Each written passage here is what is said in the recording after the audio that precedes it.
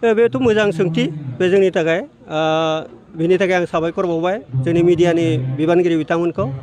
जे बर' माहारिनि जि संग्रामा जोंनिया थांखिया बिएससि बिटिआर बिटिसि नङा जोंनि थांखियाथ' आलादा न'खर दानायसोमोन सेपारेट स्टेट बड'लेण्डनि बाथ्रामोन आरो सेपारेट स्टेट बड'लेण्डखौ जों मोनफुंनो हायाखै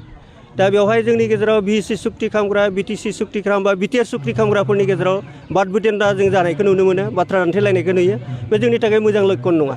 मानो होनना बुङोब्ला बिएससिखौ जोंबो गारबोआखै बिटिसिखौबो जों रिजेक्ट खालामबोआखै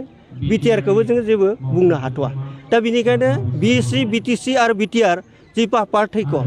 जे थोंजोङै बुंनो थाङोबा दिनै हमना ला इउपिपिएलनि दैदेनगिरि बिथां प्रमद बर'खौ हारसिं टारगेट खालामबाय थानाय नुनो मोनो खिन्थु बि हिसाबैथ' जोंनि थाखाय सम्पुर्ण भाबै जोंनि गांनाय उखैनायखौ सुफुंनो हायाखै बि हिसाबैथ' बिएससि सुक्ति खालामग्राखौबो जों समाल'सना खालामनांगोन नैथिया जाहैबाय बिटिसि सुक्ति खालामग्रा हाग्रामा महिलारि बिथांमोन दङ बिपिएफ सरकार 17 बोसोर दाबाय दा बिथांमोना डाइरेक्ट थोंजोङै जेनेबा बिटिआर सुक्ति खालामग्रा बिथांमोनखौल' जोङो सोंखारिनाय नुयो खिन्थु बिटिआर सुक्तियाबोथ' बर' माहारिनि गांनाय उखैनायखौ 100% फुलफिल खालामनो हायाखै दा बिनि थाखायनो बिटिआर सुक्तियाबो हयथ' जोंनि थाखाय 100% जोंखौ फुलफिल खालामाबो जानो हागौ खिन्थु बिएससिखौ जों जेरै नेदों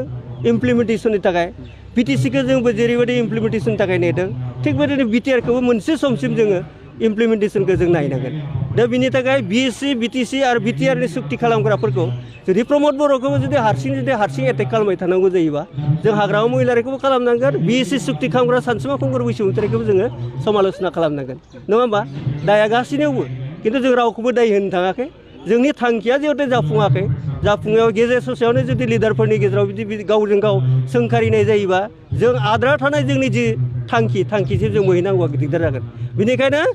सोंखारिनांगौ जायोब्ला सोरबा सासेल' नङा सोंखारिनांगौ जायोबा जों गासैखौबो सुक्तिनि चिफ सेक्रेटारि बिटिआर सुक्तिनि प्रमद बर'खौ जेरैबायदि बेखौ टारगेट खालामनानै जेरैबायदि बाथ्रा बुङो हयथ' जोङो बिटिसि सुक्तिनि चिफ सेक्रेटारि हाग्रामा महिलारिखौबो जों सोंखारिनांगोन